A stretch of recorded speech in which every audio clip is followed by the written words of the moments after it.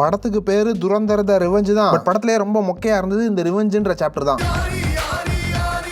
நீங்க இருக்க இடத்துல இருந்து எங்கன்னா ஒன் டே ட்ரிப் போகணும்னு பிளான் பண்ணீங்கன்னா கொஞ்சம் தூரமா இருக்க தியேட்டருக்கு இந்த படத்துக்கு போயிட்டு வாங்க. அப்படி ஒரு ஃபீலை தான் எனக்கு கொடுத்துச்சு இந்த படம். பார்ட் 1 வந்துட்டு எந்த விதத்திலையுமே எந்த ஒரு சீனையுமே குறைக்கவே முடியாதுன்ற அளவுக்கு ஒரு முழு கதையில முங்கி எழுற அளவுக்கு பயங்கரமான இமர்சிவ் எக்ஸ்பீரியன்ஸா அந்த அவ்வளவு பெரிய படம் இருந்துச்சு. பட் பார்ட் 2 ஓட டியூரேஷன் அதை விட அநியாயத்துக்கு பெருசா இருக்குது. போர் அடிக்கல. பட் ஒரு சில சீன்ஸ்லாம் தூங்கி எந்திரிச்சிட்டு பார்த்தா கூட இன்னும் அந்த சீன் முடியலடான்ற அளவுக்கு இழுத்து இழுத்து நிறைய எடுத்து வச்சிருந்தாங்க. ஏன் இந்த இழுவை இழுத்துருக்காங்கன்னா நம்ம மைண்ட்லலாம் ஏறணும்ல. இந்த போதி தர்மர் சிவாவை இது பண்ற மாதிரி நம்பு, நான் சொல்றது எல்லாம் கரெக்ட் தான், நான் சொல்றதெல்லாம் முழுக்க முழுக்க நல்லதுன்றத முழுசா உள்வாங்கிக்கோன்ட்டு நம்மள உட்கார வச்சு நிறைய சீன்ஸ்ல இந்த மாதிரி நோக்கவர்மம் பண்ணிட்டு இருந்தாங்க. அவங்க மிஷன் சக்சஸ் ஆகி அந்த நோக்கவர்மத்துல எல்லாம் மயங்கி தியேட்டர்ல நிறைய பேர் கை தட்டிட்டு இருந்ததெல்லாம் பார்த்தேன். மேபி வடக்கன்ஸா இருக்கலாம். எனக்கு தெரிஞ்சு இதனாலதான் சவுத் லாங்குவேஜஸ்ல எல்லாம் ரிலீஸ் பண்றதுக்கு அவ்வளவு டிலே ஆக்கிருக்கானுங்க போல. அந்த பிரீமியர் ஷோ இல்ல ஃபர்ஸ்ட் டேவே நிறைய தமிழ் ஆடியன்ஸ் படம் பார்த்திருந்தாங்க அப்படின்னா அப்பட்டமா வெளியே வந்து என்னடா இவ்வளவு ப்ரொபகண்டாஸை கத்தி வச்சிருக்கீங்கன்னு ரோஸ்ட் போட ஆரம்பிச்சிருப்பாங்க. சோ முதல் நாள் பாசிட்டிவ் ரிவ்யூஸ் மட்டும் தான் வரணும்ன்ற நாளையோ என்னமோ ஹிந்தி தெரிஞ்சவனுங்க மட்டும் படம் பார்க்கணும்ன்ற மாதிரி செட்டப் பண்ணிருக்கானுங்கன்னு நினைக்கிறேன். நம்ம ஊர்லயுமே ஹிந்திக்கு சப்டைட்டில்ஸ் கூட போடாம ஹிந்தி தெரிஞ்சா பாரு இல்லாட்டி ஓடு, ஒரு 4 நாள் கழிச்சு தமிழ்ல விடுவோம், அப்ப வந்து நெகட்டிவா என்னத்தனாலும் கொட்டிட்டு போ, பிரச்சனை இல்ல, பட் அதுக்குள்ள நாங்க எங்க டார்கெட் ஆடியன்ஸா படம் பார்க்க வச்சிருப்போம்ன்ற மாதிரி கூட ரிலீஸ் பண்ணிருக்கலாம். இந்த மாதிரி எல்லாம் கனெக்டிங் தி டாட்ஸ் பண்ணா எதுவுமே எதர்ச்சியா நடந்த மாதிரியே தெரிய மாட்டேங்குது. மொத்தத்துல இந்த படம் ஒரு வடக்கு பாலிடிக்ஸ்க்கான பராசக்தியா வந்திருக்கு. பட் ஒரே டிஃபரன்ஸ், பராசக்தி படமே நல்லா இருக்காது, பட் இது அதை விட கொஞ்சம் நல்லாவே இருக்கு.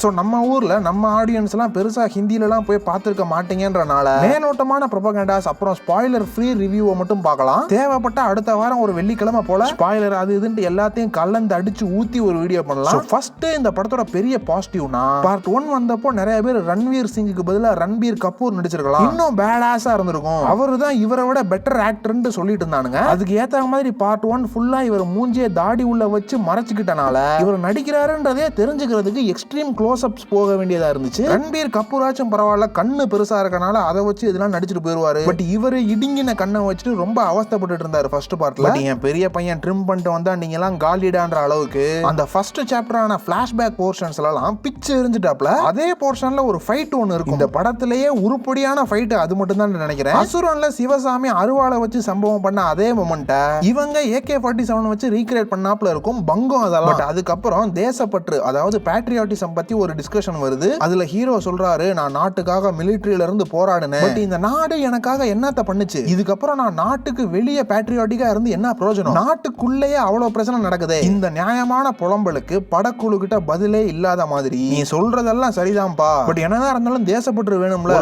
நேஷனல் ஆந்தம் பாடு எல்லாம் சரியா போயிரும்ட்டு அந்த அப்பாவி ஹீரோவா மண்டையை கழுவி அமுச்சு விட்டுருவாங்க. அதுக்கப்புறமா ஸ்ட்ரைட்டா போன பார்ட்ல இருந்து கண்டினியூ ஆகி ரகுமான் டெக்கே டான்ஸ் ஆட முடியாத நிலைமையில படுத்துட்டு இருப்பாரு. அதுக்கு அடுத்து என்ன ஆச்சு, அவருக்கு அடுத்து யாரு வருவான்ற அதே லயாரியில நடக்கிற ஸ்டோரி டெல்லிங் வந்துட்டு போன பார்ட் அளவுக்கு இல்லாம பெருசா கேர் பண்ணிக்க முடியாத வகையில தான் இருந்துச்சு. ஹீரோ சேர்ல உட்கார்ந்து இருக்கத பெரிய ஹைப்பாக போஸ்ட் கிரெடிட் சீன்ல வச்ச படக்குழு அத செகண்ட் பார்ட்ல ஆக்சுவலா காட்டுற விதம் சப்பையா என்னடா அதுக்குள்ள உட்கார்ந்துட்டான் அப்படின்ற அளவுக்கு தான் இருந்துச்சு. மொத்தத்துல பார்ட் 1 அளவுக்கு ஃபயரா கதை மூவ் ஆகுறதுக்கு இன்டர்வலே வந்துருது. இன்டர்வலுக்கு ஒரு 1/4 மணி நேரம் முன்னாடி ஒரு நல்ல ட்விஸ்ட் இருக்கும். போடு பயங்கரமான இன்டர்வல் டான்னு நினைச்சிட்டு செகண்ட் சூச்சு போயிட்டு வந்தா அந்த ஸ்டேக்ஸையும் பட்டுன்னு முடிச்சிருவானுங்க. அதெல்லாம் என்னன்றதை நீங்க படம் பார்த்து தெரிஞ்சுக்கோங்க. அதுக்கப்புறம் இன்னொரு இன்ட்ரெஸ்டிங்கான பிரச்சனை ஆரம்பிக்கும், அதையும் முடிச்சிருவானுங்க பட்டுன்னு. இன்னொரு இன்ட்ரெஸ்டிங்கான பிரச்சனை ஆரம்பிக்கும், அதையும் வந்த வேகத்துல முடிச்சிருவானுங்க. கிளைமேக்ஸ்ல இன்ட்ரெஸ்டிங்காவே இல்லாத ஒரு பிரச்சனையை எடுத்து பயங்கர பெருசா ஃபைட் எல்லாம் கோரியோகிராஃபி பண்ணி இழுத்து எடுத்து வச்சிருப்பானுங்க.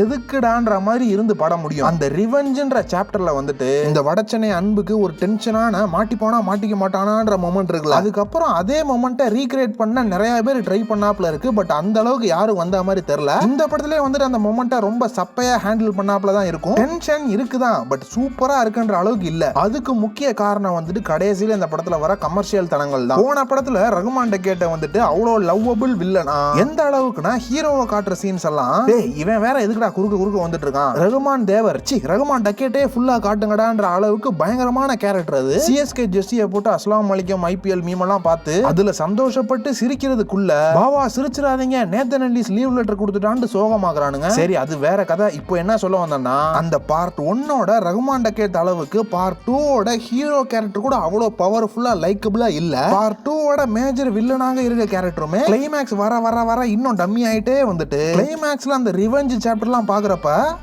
சூப்பர்ரா அப்படி இருக்கும். ஏங்க இது பழைய விஜயகாந்த் படங்க பாருங்க, லொகேஷன் கூட அதே மாதிரி தான் இருக்குன்ட்டு ஒரு பிடிக்காத ஜோன் உள்ள போயிடுறானுங்க. இப்போ என்னன்னா இந்த படத்துல இவங்க திணிக்க பாக்குற ப்ரொபகண்டாஸ்க்கு இவங்க வைக்கிற முட்டுன்றதே பேட்ரியாட்டிசம் தான். பட் சினிமால பேட்ரியாட்டிசம் வச்சுட்டு ஒன்னத்தையும் வித்துக்க முடியாது. ரகுமான் டக்கேட்டுக்கு சர்காஸ்டிக்கா மாஸ் எடிட் பண்ணிட்டு இருந்தவன் பேட்ரியாட்டிசம்ன்ற ஆட்டத்தை பார்த்து எப்படி மயங்குவான்னு நினைச்சீங்க? படம் நல்லா இருந்துச்சுன்னா பொலிட்டிக்கலி தப்பான விஷயங்களை கூட கண்டுக்காம படத்தை ஓட வச்சிருவானுங்க. பட் படம் நல்லா இல்லைன்னா நீங்க என்னதான் பொலிட்டிக்கலி கரெக்டா எந்த ஹிஸ்டரி கிளாஸ் எடுத்தாலும் தூக்கம் வருது சுருளின்னு தான் சொல்லுவான். அப்படிப்பட்ட ஆடியன்ஸ் கிட்ட சொசைட்டிக்கு நல்ல கருத்து சொல்ற படம் எடுத்தீங்கன்னா கூட நம்ம ஊர்ல இருக்கவங்க மாதிரி 4 பேரை வச்சு பில்டப் பண்ணி ஓட வைக்க ட்ரை பண்ணலாம். கருத்தும் இல்ல, படமும் அவ்வளவு சீன்லாம் இல்லன்றப்போ கொஞ்சம் எரிச்சலான ஃபீல் தான் கிளப்புது இந்த பார்ட். போன பார்ட்டுக்கு எனக்கு தெரிஞ்சவங்க எல்லாம் சில பேர் அந்த காஃபில ப்ரொபகண்டா கலந்துருக்கு அதை குடிக்காதன்னு இருந்தானுங்க.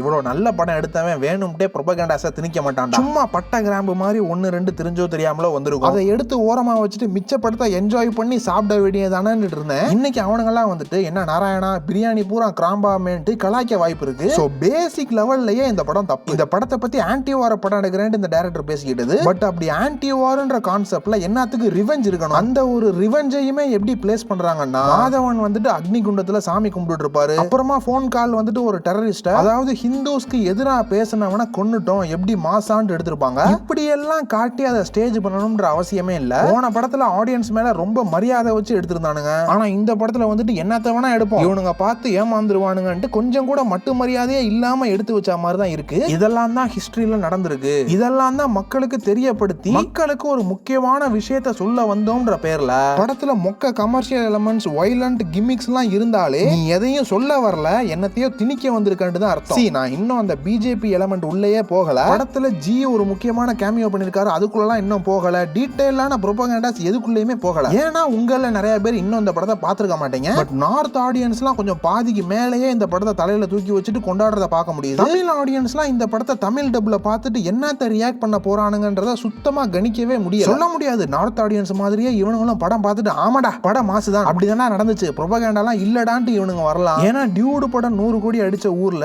எதையுமே இவனுங்க இப்படிதான் கெஸ் பண்ணவே முடியல. எனக்கு தெரிஞ்சு தமிழ்லயும் இன்னும் இந்த படத்தை பத்தி யாரும் பெருசா பொலிட்டிக்கலி பேசல. மெயின் ஸ்ட்ரீம் தமிழ் ஆடியன்ஸ் இதை பத்தி என்ன நினைக்கிறானுங்கன்றத தெரிஞ்சுக்கிட்டு அப்புறமா இன்னும் டீடைல்டான வீடியோவை போடலாம்னு நினைக்கிறேன். ஏன்னா என்ன பெர்ஸ்பெக்டிவ்ஸ் உருவாகும்னு தெரியல. எல்லா பெர்ஸ்பெக்டிவ்ஸ்க்கும் நாம தயாரா இருக்கணும்ல. இப்போதைக்கு போன படத்து மேல இருக்க மரியாதைக்காண்டி இந்த படம் கண்டிப்பா தமிழ் டப்ல வந்த உடனே ஒரு தடவை போய் பாத்துருங்க. பட் ஆல்ரெடி படத்தை ஹிந்தியிலே சப்டைட்டில்ஸோட பார்த்தவங்க உங்க ரிவ்யூலாம் சொல்லிட்டு போங்கப்பா, ரைட்டா?